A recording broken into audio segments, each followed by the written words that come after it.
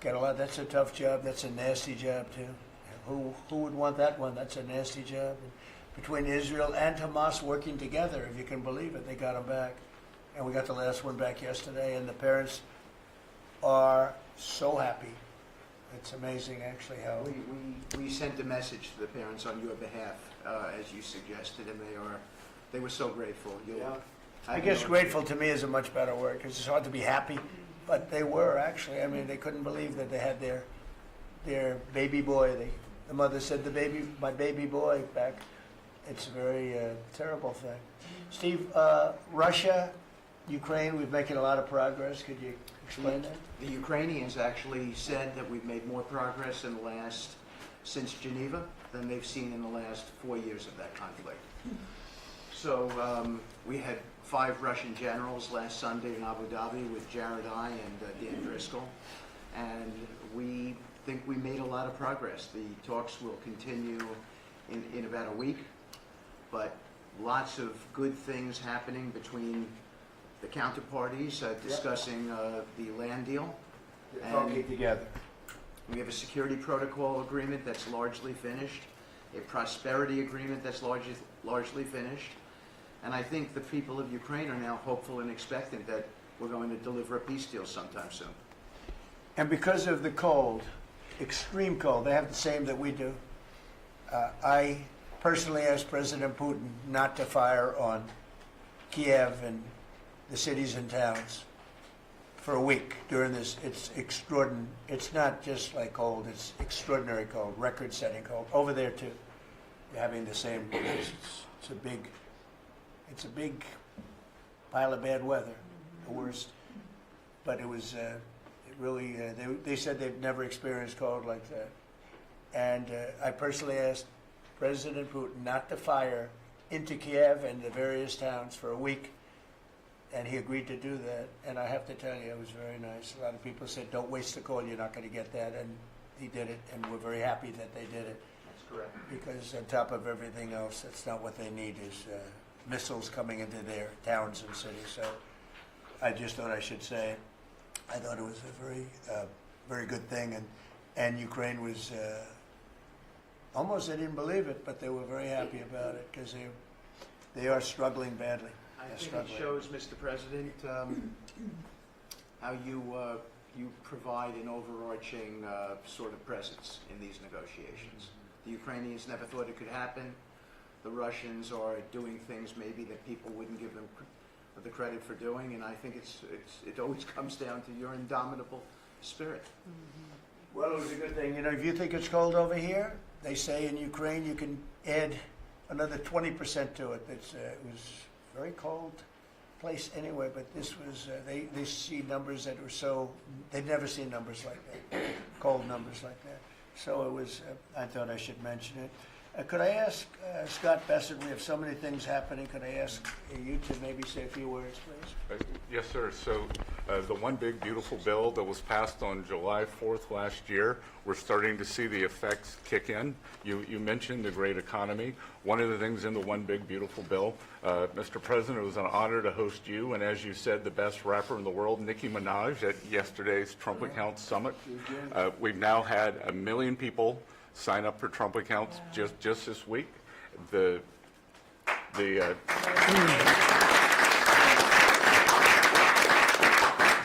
think there'll be 25 million families who are eligible. The segment that you and she did has 1 billion hits. 1 billion hits on the internet. So we're telling everyone, go fill out form 4547, trumpaccount.gov. So thanks to you, the Trump accounts, the next generation's America will benefit from today's record-breaking economy, record-breaking markets. Sir, when we came in, the Biden administration had destroyed the American people with the 3 I's: immigration, inflation, and interest rates. Immigration, check, you close the border. The inflation, as we've heard, back down to target. Prices are coming down. And interest rates, we hope there's more on the way. We've got gains in wages, low prices, and I think 2026 is going to be the year for the Trump boom. It's going to be a supply side boom. enjoyed the trip out to Iowa. In the diner, the staff there was thanking you for the no tax on tips, and they're expecting big refunds from that. We saw the CEO of John Deere, who said, thanks to your tariffs, new plants in Indiana and North Carolina coming. Two massive plants being built by John Deere. And he's the chairman and CEO, wonderful guy. And I said he was at the event we had in Iowa, which is appropriate, John Deere, Iowa. But I said to him, so what are you doing? He said, we just announced two massive plants. In fact, they're going to have one plant for excavators. And he said, there hasn't been an excavator built in this country in 50 years or something. He said, they're taking it out of Japan and they're moving it into the United States. Two very big plants. And I said, so why are you doing it? He said, because of you and because of tariffs.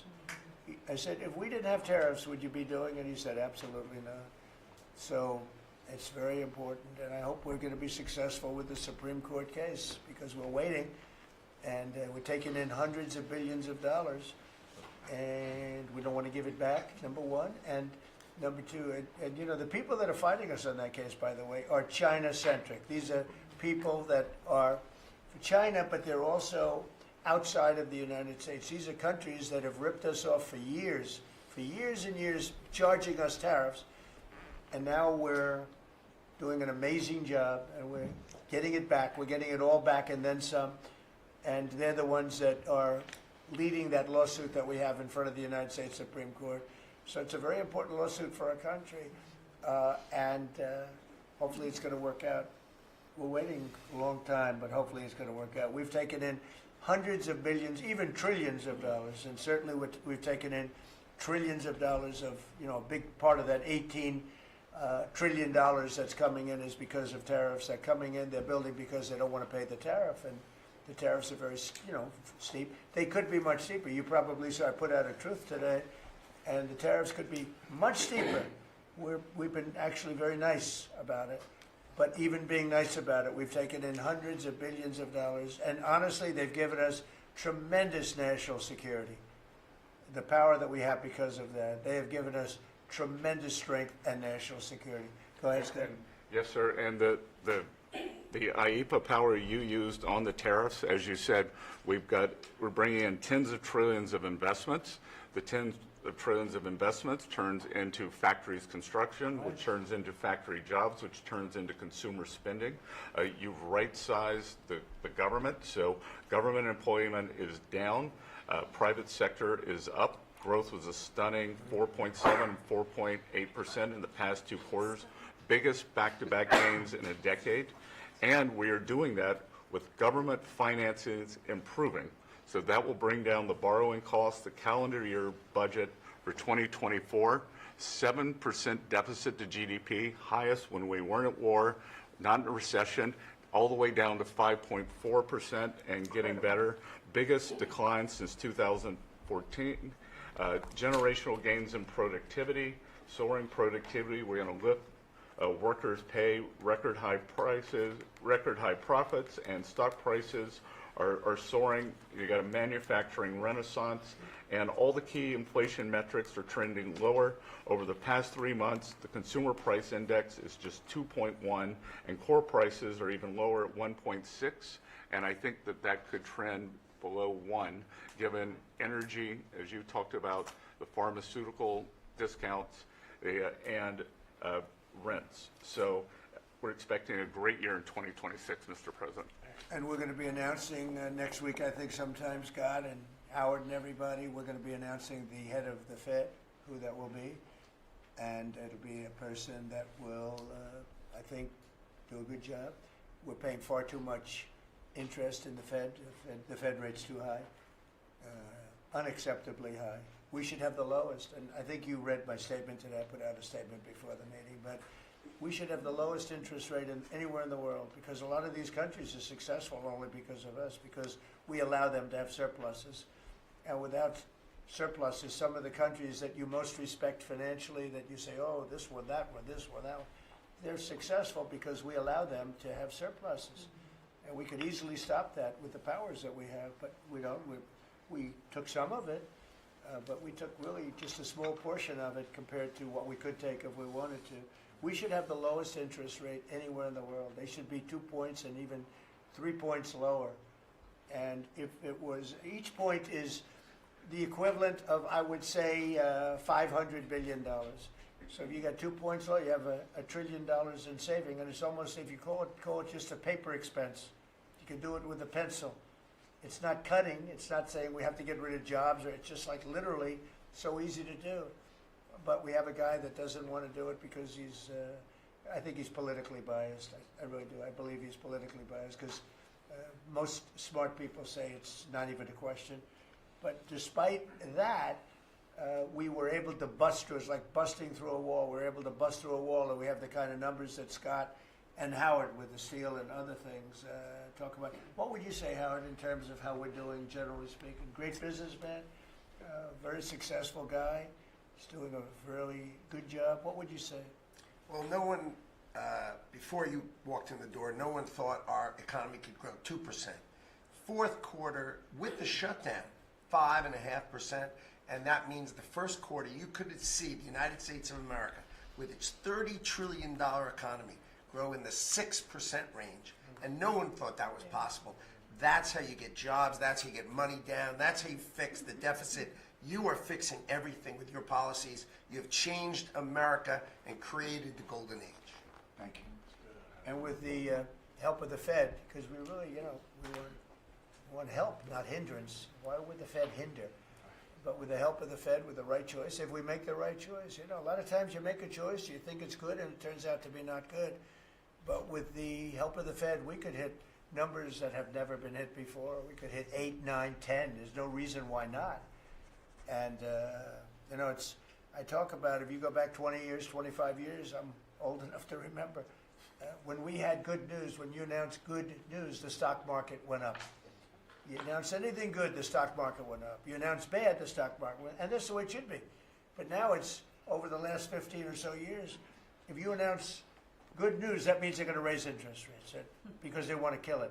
So you can never really be that successful because you announce all record numbers, great, because they're afraid of inflation. But growth doesn't have to have any impact on inflation. It can make inflation go down in many cases. So, and you've seen that with us. I mean, we're growing at a much faster rate than anybody thought was possible. We have very controllable inflation. With Biden, we were getting killed, and we had the worst inflation in 48 years in history, in the history of our country. And that's with going down. So growth is a great thing. It doesn't mean inflation. And I want to go back to a system where when we announce good news, they say that's great. We can lower interest rates instead of raise interest rates. And by the way, if inflation comes, we'll take care of it when it comes. But they're trying to guess it, and they're trying to get it 10 years before in advance. And we want to make this country greater than ever before, and I think we're doing that. But we want to make it that when we announce great news, everything goes up. If we announce bad news, that happens too. We bring it down, and we control, and we do what we have to do. But we can have numbers in the upside like nobody's ever seen before. I want to ask Bobby to say a few words, if he would, about some of the incredible things that we've been doing in your department with Oz and everybody else. Mr. President, we're in the process of implementing your great health care bill, which is going to increase affordability, drive down costs, and increase the quality of health care for every American. You mentioned MFN, Most Favored Nation. We now have agreements with 16 of the 17 drug companies. And you asked us to do something, Clinton had promised to do this, Biden had promised to do this, Obama, Bush had all promised to do it. None of them succeeded. It was regarded as impossible, and you made it 10 times harder. As you said, not only do I want MFN, but I want them to all reassure their production to this country. And they don't have any money to do it because we've taken it all from them. And I want to make sure we continue to lead the world in innovation. We succeeded in all of those goals, and the proof that we did that is after we signed those agreements, the stock prices for those companies went up $1.3 trillion. Amazing. and they are reshoring. Eli Lilly is building 6 new plants, including an API plant. So the next time that we have a pandemic in this country, we're not going to be stuck buying API from China, who cuts us off. We're going to be able to make it right here. Novo Nordisk is building 4 new plants, and we are going to be releasing Trump RX so that every American can get the lowest prices in the developed world. In some cases, they're going to be lower than the lowest prices in the developed world. And that's going to be happening sometime probably in the next 10 days. So we're doing rural health care. We sent out $10 billion last week. The states have that money. They're going to be giving it to rural hospitals sometimes in the next 2 weeks. And we're going to revolutionize rural health care in this country. You are raising the influx of federal dollars to rural health care by 30% over the next 5 years. So 30% every year, more dollars, federal dollars, are going to be flowing to them. It's going to allow them to rebuild their decaying infrastructure, to retain providers, and also to revolutionize the use of AI and other technologies, which is going to dramatically lower the prices for rural Americans and raise the quality of their health care. Brooke and I released the dietary guidelines, which have been received incredible acclamation from both sides of the aisle. We are going to change the food culture in this country. Brooke gives away $405 million a day to buy food for Americans, and the WIC program, the Head Start program, SNAP, school lunches, the VA, and the military. They're now going to be getting real food for the first time. And Brooke came up with the ingenious idea of requiring every store in this country that accepts food stamps to double the amount of real food that they're selling. And this is going to drive changes in the market, and it's going to lower the cost of meats, of proteins, of whole grains, of fruits and vegetables, so that every American will have in their reach an affordable meal that actually is real food. 70% of American kids now are, 70% of the diet of American kids is now ultra-processed foods. That's why we're spending $5 trillion in treating chronic disease in this country every year. We are attacking fraud. We have Oz finding hundreds of billions of dollars of Medicaid, Medicare fraud in states like Minnesota and California, and we are clawing back that money. We also accomplished something that every American has promised, which is prior authorization. Now we have 80% of the insurance industry that has agreed to eliminate prior authorization in almost all of their procedures. So that this is going to dramatically change the experience of every American with the healthcare system. When you go to your doctor at your point of care, before you leave that office, you will know whether the insurance company is going to pay for the procedure or not. And that is going to, as I said, change the experience. We're also doing price transparency, which you passed during your first term. It never got implemented because the Biden administration never enforced it. We brought more enforcement actions against hospitals than in this 1 year, and the Biden administration brought in 4 years, and we're doing a crackdown so that every American, when you go to a restaurant, you look at the prices before you buy the meal. You ought to be able to do that when you go to a hospital, and by the time that we leave office, every American is going to have that guarantee. We're doing a lot of other stuff, but we were told to keep it short, so. And the autism that's moving along, really, is that We've commissioned now dozens of studies, maybe over 100, and we are going to get those done for you. Good. That's so important. Also, Eli Lilly, Merck, Pfizer, every drug company, they're spending trillions of dollars right now, as we speak, building plants in the United States because they want to be able to save a lot of money on tariffs. It'll be hundreds of percent, 100%, 200%, 300% in 2 or 3 years from now. So I said, you better have your plant built because in 2 years from now, before I leave office, it'll be a sad day, very sad day for me. But before I leave, every one of these plants better be built because you're going to be paying 300% tariffs. And they're all building their little hearts out. I spoke with the head of Eli Lilly, who's a fantastic guy, a star, actually. He's a star, very smart. And he told me he's building 6 plants in the United States, big ones, in locations that I know very well, but all over the country. Merck is building, and Pfizer's building, and every one of them's building. And foreign companies are building. So it's an amazing thing that's happening, and you're doing a fantastic job. I read an article today where they think Bobby is going to be really great for the Republican Party in the midterms. So I have to be very careful that Bobby likes us. But we're letting you do your job, right? Thank you, Mr. President. Thank you. You're doing a great job. You and Oz and the whole group, they're doing a... I'll add this, and Marty McCary has done an incredible job at FDA. That's true. Last month, we approved more gene and cell therapies than any time in history. And we're making this a safe and productive and encouraging ecosystem for biotech so that China does not steal that industry from us. Fantastic. I'm going to ask Scott Turner to speak really quickly about housing because, in my opinion, I have very strong opinions on housing. That's what I did for a long time. I did good with it. But, you know, we got to get interest rates down even lower. They are now pretty low, but we got to get them lower. And I'm a big factor. To me, the biggest factor is interest rates for housing. Only in that, you know, you have a lot of people that have become wealthy in the last year because their house value has gone up. And, you know, when you get the housing, when you make it too easy and too cheap to buy houses, those values come down. I don't want those values to come down. We have millions of people that own houses, and for the first time in their life, they're wealthy because the house is worth $500,000 or $600,000 or more or less, but more money than it's ever been worth before.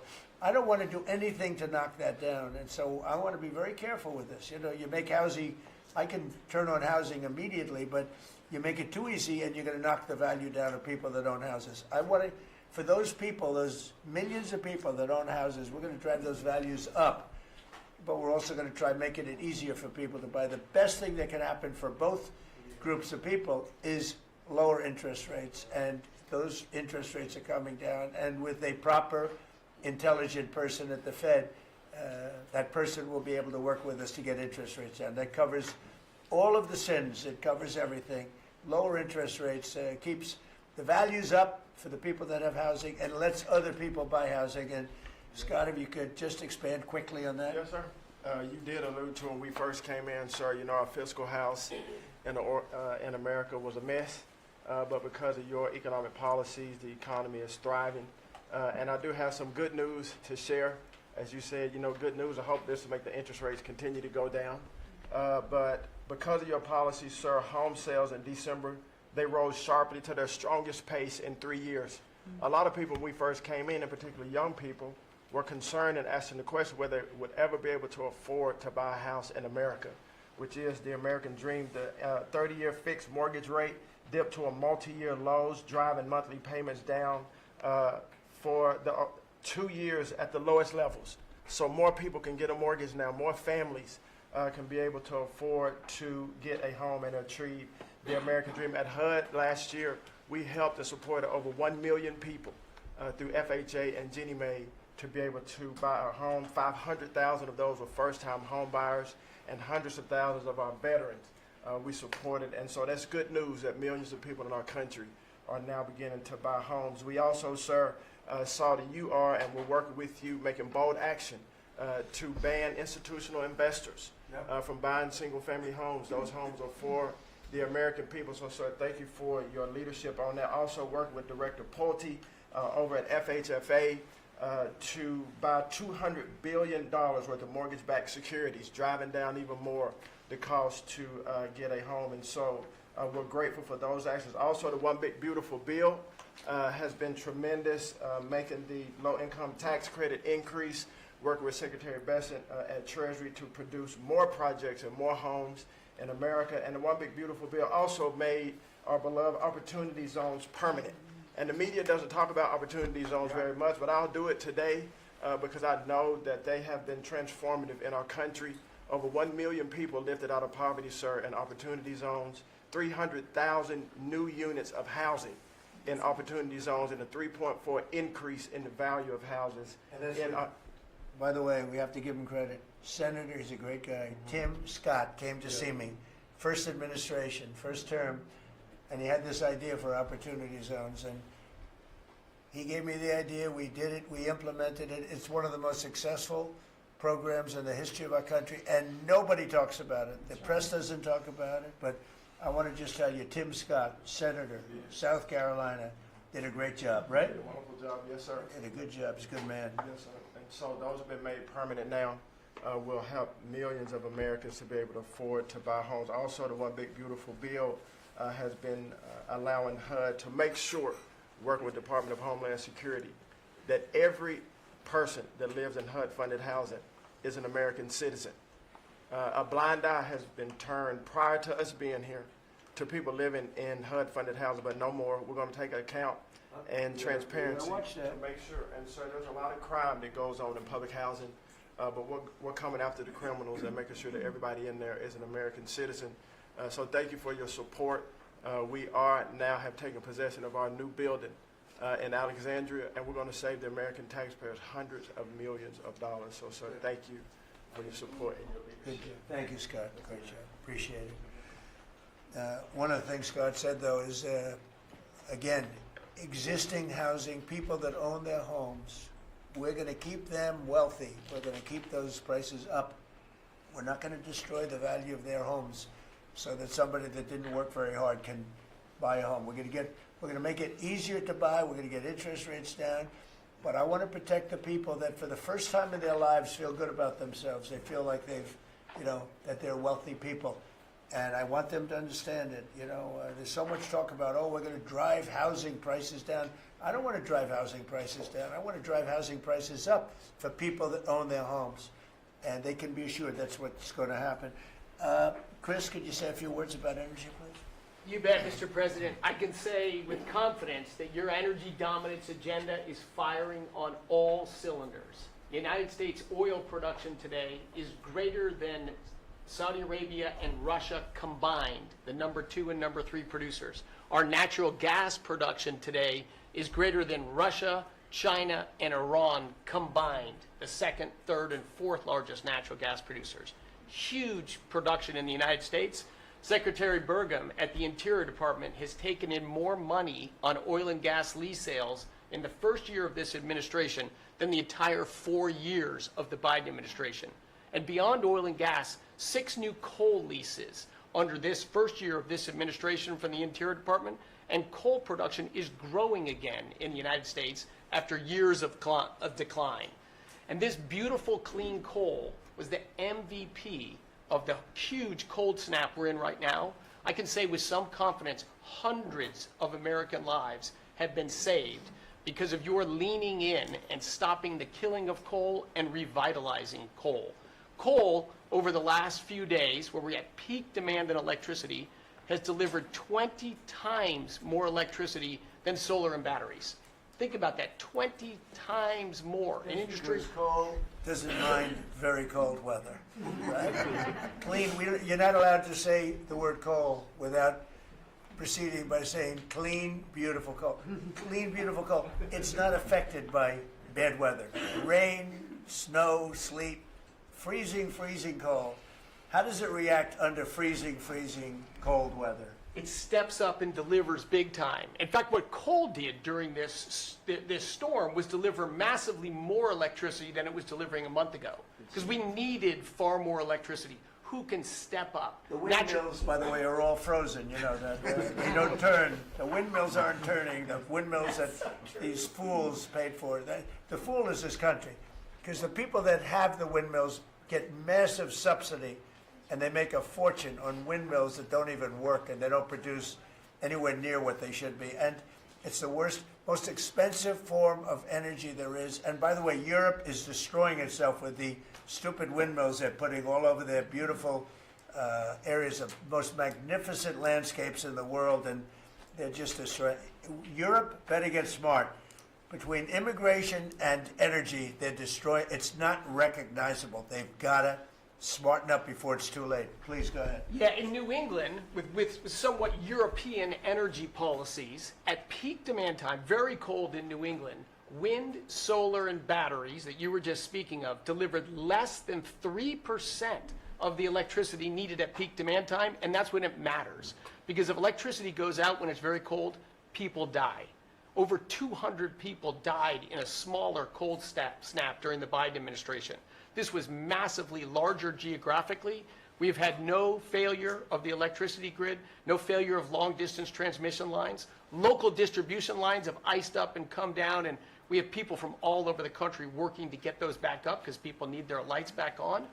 But your energy policies delivered just a dramatically, dramatically different outcome for the American people. If we'd continued the Biden-era policies for one more year, continued to shut down coal plants, continued these crazy climate restrictions that wouldn't even let power plants run at maximum demand time, we hadn't liberated all the backup generators that are sitting there. We gave everyone emergency approval, So a lot of run those everything. plants that we're going to close, coal plants that were modern and good and threw off very little problem, and that were really powerful.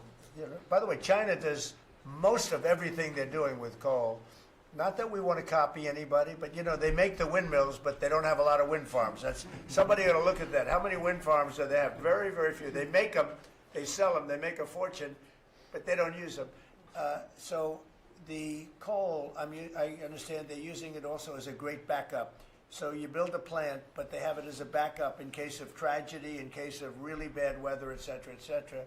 They actually store coal on the site of other plants so that if they need emergency energy, the coal is always going to be there, whereas other things aren't. Is that correct? Exactly. Coal just Pretty good. stepped up here to 25% of our electricity during this high demand time. Natural gas, coal, and nuclear, they are what run the American electricity grid. The others are ornaments and often expensive And you ornaments. stopped plants Drive from up being prices. demolished, right?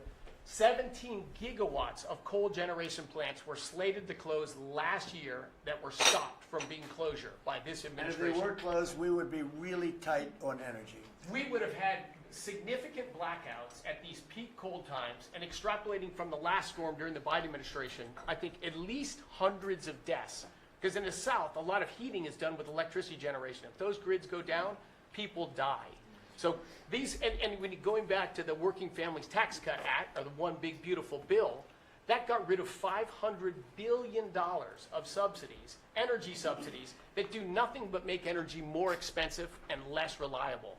And under this administration, we've spent massively less on energy, and we've delivered massively more on energy. And when you have more energy of lower prices. It's a fantastic job. You and Doug. Doug said, you got to get this guy Doug. You got to get this guy Chris Wright and get him as soon as you can. I said, but I want you to run energy. He said, well, I'm good at it, but he's better, right? Didn't you tell me that? So I gave him the land, I gave you the energy, right? And it's a great combination. I mean, they literally have, I said, maybe we'll merge it in some way. They said, we don't have to. We get along. They work together, right, with the land. He's got the land and the energy. He's got the knowledge to take it out. It's been a good combination. This administration, the whole administration, and your leadership has been very focused on energy, because we can push down energy prices, we can lower costs on Americans, and we can raise wages by bringing jobs and opportunities here. It is a transformation of American energy. Thanks for your leadership. He's one of the most respected people in the energy world. And Doug told me about Chris Wright. They said, if you could get him, what he gave up to do this job, you're making a little less money, but that's all right. You don't care. What you're doing is fantastic. But he said he's the best in the world. Other people have told me that. The heads of the biggest companies have told me that. And it's really panning out to be so. We appreciate it very much. It's great. One of the things we're doing with energy, I think that's so important. We have an old grid, been around a long time, and not really, can't be much expanded. It can be fixed up a little bit, but can't be much expanded. And we have some plants that are so big that the grid would never be able to hold it. We're allowing them to build a electric producing plant, mostly electric, but they can use nuclear to do it, they can use oil and gas, they can use coal, they can use whatever they want. I think many are choosing oil and gas because it's there, it's tried, it's true, it's plentiful, it's inexpensive. Some are going nuclear, some are going both. Many are going all three. But the plants, you read, well, how do we ever fire those plants? Because we need, to do this, we need 2 times the electricity we produce in 1 year for the entire country, which is almost hard to believe. These buildings are so big. They're going up now. So I did something that nobody thought was possible also. When they build their building, they build their own electric generating plants. And we are seeing some of the most incredible designs you've ever seen. So we don't need the grid. I read an article in the Wall Street Journal saying, oh, we're falling behind China. We're not actually. We're leading everybody because I'm letting them build. The government would never be able to do that. Now, China's a different kind. They build, they do things that you got to hand it to them. President Xi, they build vast amounts of energy. They don't have certain constraints that we have in this country, but we're more than topping them. We're leading China by a lot on AI, and it's primarily because I'm allowing them to build with their plant their own electricity. If they had to rely on the grid, they wouldn't have any power. You wouldn't have any power for anything. And they're building the electricity. And one of the reasons I'm able to do that is we have a very capable man in the room named Lee Zeldin. He may be in the room someplace. Is it his normal place? He's there. He's always there. Most reliable, solid guy. And he's done an amazing job. Could you just explain that? And also, because of the fact he's so good, California has a problem. The hardest permit to get when they lost 25,000 or so houses, which shouldn't have been lost, they should have allowed the water to come down from the Pacific Northwest, which was very plentiful. But they didn't do that. They lost 25,000 houses. Lee and his team gave them the most complicated permit within 20 days. Everybody, every single house that burned down got the federal approval. Unfortunately, it's well over a year, and the state and the city, that's Gavin Newsom, and the city, the mayor who's grossly incompetent, by the way, they have been unable to give permits. There are like 3 houses being built out of thousands and thousands. They have no permits. So I read about a week ago that it's possible because of what's happened, whether you declare national emergency or something, these people are they're dying to build their house. They want to do something, that I could put somebody in charge from the federal government. Congratulations, Lee. And I'm putting Lee Zeldin in charge of getting them their permits, city, federal. You have the federal, you need the city and state, and I hear you have great powers over them if we want, and we're going to give you that power. We've already given you that power. So Lee Zeldin is going to work with the thousands of people that are dying to build their house. And I also recommend one other thing. Give them the house plus a 10% bonus. In other words, you get a bonus, you can build your house 10% larger. They've suffered so greatly. They've waited so long, and they should be given a bonus. So I think, and I've heard this has been done before, they get a 10% bonus. They can build a house that's a little bit larger than what they had before. And I'd like to have you take it over. Mr. President, your great Secretary of State was looking for another job. So. I was thinking about him, but he's pretty well booked. I watched him yesterday. He did a great job yesterday, but he's a little booked up. Let's go, Lee. Talk. No more ideas like that, Lee. When President Trump came into office, he immediately signed an executive order giving EPA 30 days to complete our Phase 1 hazardous material removal, so that the Army Corps can come in and complete their Phase 2 debris removal. So at first, the response was that was going to be impossible. Good luck trying to get it done maybe by the summer. But we figured it out because operating at Trump speed, the president was just sworn in. We had to get it done, and we got it done in less than 30 days. The Army Corps then came in and completed the debris removal. So the federal government, while the governor has tried to accuse this president of not focusing with a laser on putting all of the weight of the federal government into getting this done. It happened from the moment he was sworn into office. SBA came in. I think it was about half of the disaster loan money, billions of dollars from last year went towards these residents and businesses. So the full weight of this government. But right after I was sworn in, which was actually a year ago today, my first trip was to East Palestine because the vice president never forgets his home state. The second trip was going to Los Angeles. There were people with contractors all over Palisades and Eaton ready to rebuild right then and there. You're talking about a year ago. And now the frustration, the passion that we all hear from all of these Los Angeles residents, And President Trump, he's made it clear to us that he's heard enough. And the message should be heard loud and clear to that local leadership. They should be motivated listening to this right now. And when this cabinet meeting is over, if it hasn't been done already, is that they need to go into the office where these permits are just laying around, flip over tables if you have to, fire people if you have to, and get all of these approvals done so that people can rebuild their lives. It's been a year, and this president has had enough.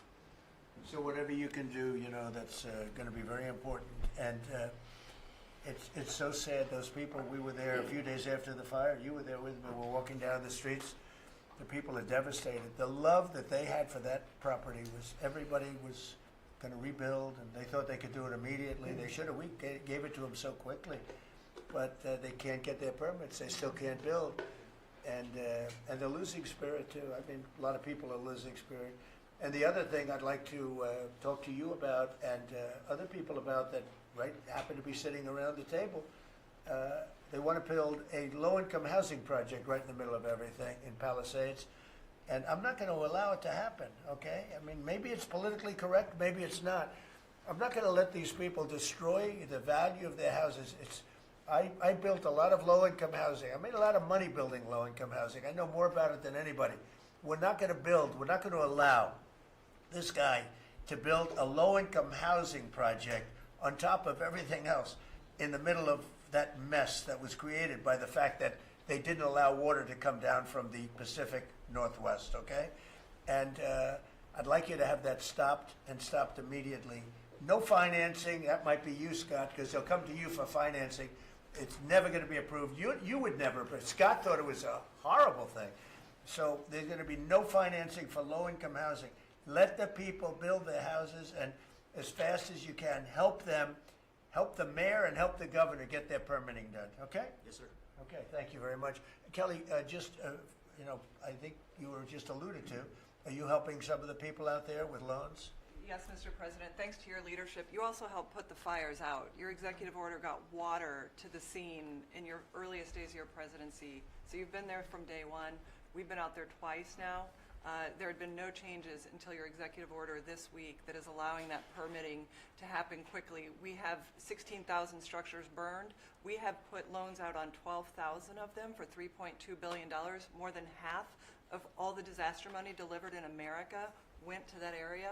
Now, because of the abject leadership, the failures of Gavin Newsom, they have not been able to rebuild. Because of your leadership, they're going to be able to rebuild. But that's not all you've done. They'll take the credit for it. Watch, it'll start, and they'll take the credit. Look at the great job we did. They would never. It wouldn't get built in 20 years, and it will be destroyed by building low-income housing next to luxury housing.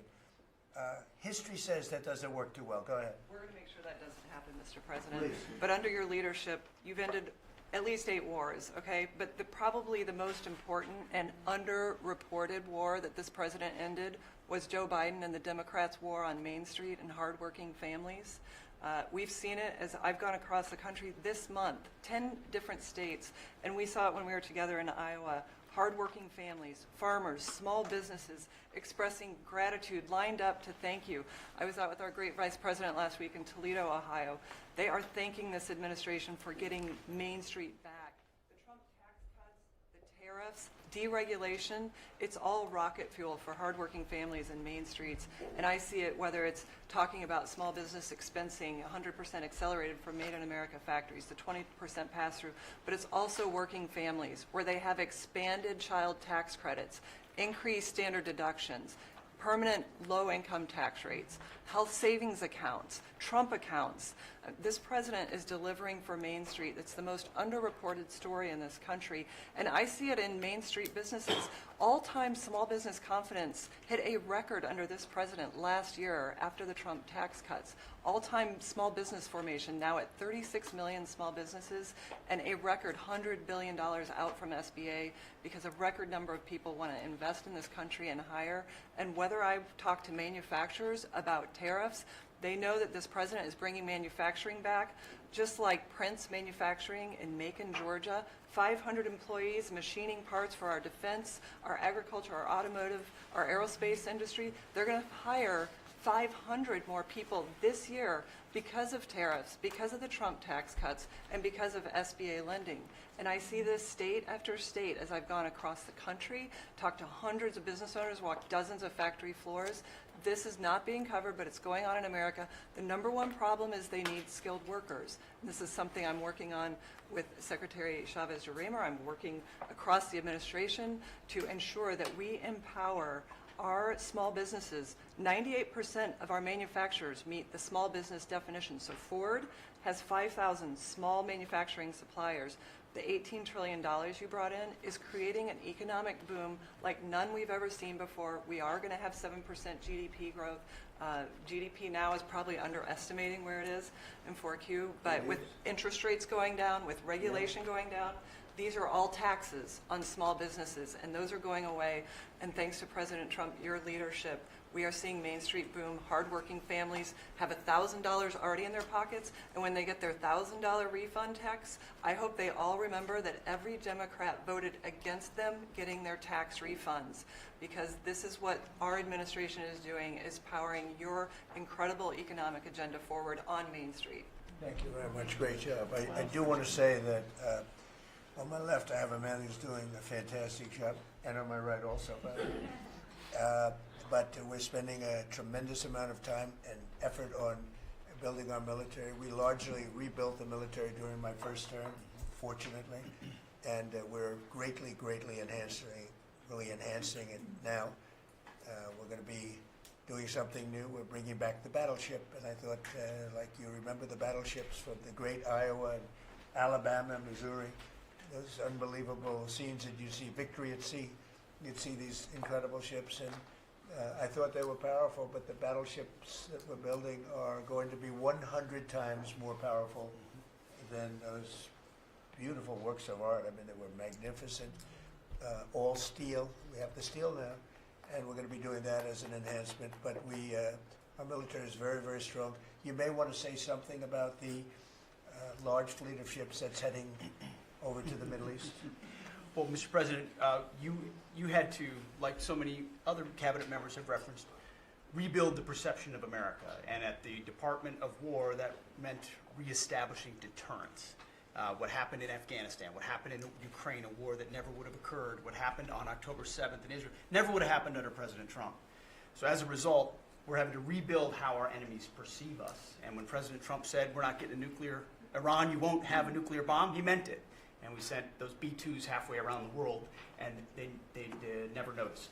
When he said, we're not going to tolerate trafficking drugs anymore in our hemisphere, we treat them like the Al-Qaeda of the Western Hemisphere, he meant it, and we're executing that. When you said, Mr. President, we're securing the border, the military was proud to do their part alongside Homeland Security to do that. Same thing with Iran right now, ensuring that they have all the options to make a deal. They should not pursue nuclear capabilities, and we will be prepared to deliver whatever this president expects of the War Department, just like we did this month. No other military in the world could have executed the most sophisticated, powerful raid, not just in American history, I would say in world history. What those men did, going downtown, another country, the most secure place in the most secure base in the middle of the night, without anybody knowing until those simultaneous bombs dropped 3 minutes before the helicopters dropped. No other country could coordinate that. No other president would have been willing to empower those warriors that way, to be that effective. And that sends a message to every capital around the world that when President Trump speaks, he means business, and we are reestablishing deterrence at the War Department, Mr. President. Thank you. Great job you're doing. Just to finish up on that, the Somalian pirates over the years have pirated, stolen many ships. They would get large amounts of money for the ship. You know, you have $1 billion ship, and the insurance companies didn't want to fight because, you know, some of those ships are very flammable. They're carrying millions of barrels of oil. Very flammable, very dangerous situation if they're shot at. So they wouldn't fight. We notified them a number of months ago. Anybody that does that gets the same treatment as a drug dealer sending their drugs in from Venezuela or anybody else. As you know, it's 97% down by water. So the drugs coming in by sea or by water is down 97%. Now we're also starting That was the more difficult route. Now we're starting to do that by land also. It will be, you'll see that happen as they come in and kill our people with drugs. I think the real number is 300,000 people a year, not 100, but whatever it is, it's a lot of people, hundreds of thousands of people. They're going to get hit. But also, we added to the list the Somalian pirates that go out on a boat, similar type boat, actually not quite as fast, not quite as nice as you can imagine, but they get the same missile that we give to the people that are bringing drugs. And so far, we haven't seen anybody going out. So the traffic is not being interfered with by people pirating our ships. Not our ships, ships all over the world. I said, make it for any country. We're doing the rest of the world a favor. It's a very effective favor, but we see very little pirating nowadays. You used to have ships being taken every single, like 2 or 3 a week, these massive ships that be brought in to some place in Somalia, which I don't even know is it a country. We have Ilhan Omar left, and then she gives us lectures on the Constitution of the United States. These people are, what they've done to rip off our country is terrible, but the pirating has essentially stopped. They know that if anybody even makes a move toward a ship, they get the ultimate treatment. They will go to wherever they want to go, but it's probably not going to be to heaven. I can't imagine, but they get hit very hard, just like a drug dealer, just like the boats, the ships that are coming in. Every boat that comes in with drugs on it that we take out, we just save 25,000 American lives. Each boat is the equivalent of saving 25,000 American, mostly American, but American lives. So I just wanted to let you know that, and Pete's been totally authorized to do that. And they know it's going to happen, and it seems that all of that brisk business that they had has been stopped in its right in its foot. So I just want to thank everybody for being here. My cabinet has been amazing. I like this much better than going around for 3 hours. We'll pick on other ones. Pam, you're doing great. We're all doing great. JD, if you'd like to say something, you can. Would you like to really quickly? He is, after all, the Vice President of the United States. It's okay, sir. I'm here for the free coffee. I just say it's an honor to serve with this group, and we're doing a lot of good for the American people. We're very proud of it. Yeah, we're very proud of the country. We're very proud of you. Thank you very much, everybody. Thank you.